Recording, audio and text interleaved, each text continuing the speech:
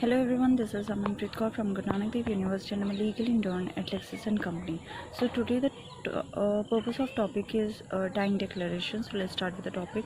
So first of all, dying declaration is a statement made by the person while he was dying and states the reason for his death. The statement given by the dying person can be circumstantial or tells the cause for his death. Hence, the only statement given just before the death of a person is called dying declaration.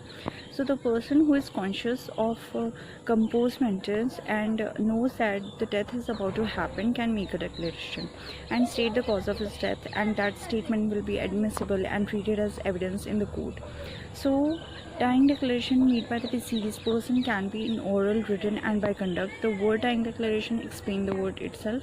In section 32 clause 1 of Indian Evidence Act defines that when the statement is made by the person as the cause of his death or as any of the circumstances of transaction which resulted in his loss of life in cases in which the cause of that person's death comes into question, such statements made by the person are relevant whether the person who made them was alive or was not at the time when they were made under the expectation of death, and whatever may be the nature of the proceeding in which the cause of his death comes into question. So then comes what are the types of dying declaration. So there is no particular form to be employed in making the dying declaration. It can be oral, written or gestures or sign, or we can say thumb impressions too. Incomplete also can be a form of question answers also. So however, there must be a distinct and definite assertion on the part of the person who produces a statement. Possibly the declaration should be in written form in the exact words stated by the person who made the statement. When a statement records the dying declaration, then it should be in question answer form, as the magistrate will opt the maximum information rightly, as in some cases dying declaration becomes the sole way to help in the conviction of the accused. So then comes the oral and written form. So when the person gives the name of the murderer to a person present and written by any one of them, then it is relevant dying declaration. However, people may dispose of the name of the murderer orally. So an oral dying declaration is admissible in evidence as an exception to the general rule of evidence that hereby evidence is no evidence in the eyes of law.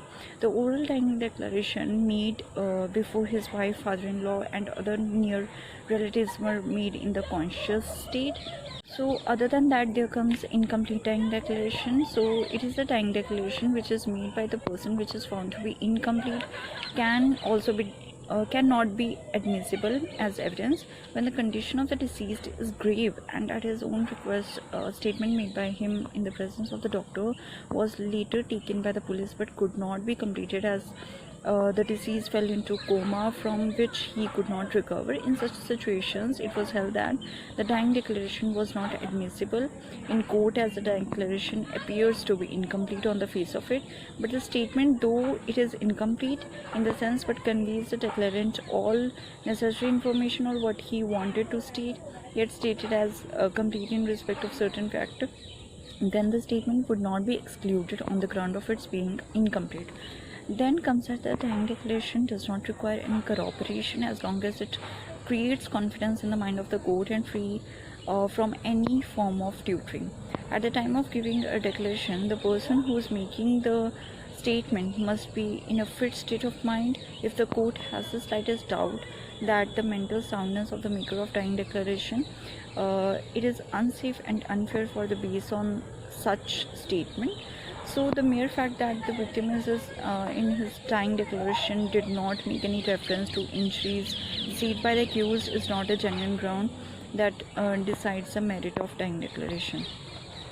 So that was all about dying declaration. I hope you like this video. If you like this video, put a thumbs up on this video, and also don't forget to like and subscribe the channel XClick. This does not solicit any promotion or advertisement as per the guidelines of the Bar Council of India. It is for educational purpose only. Thank you.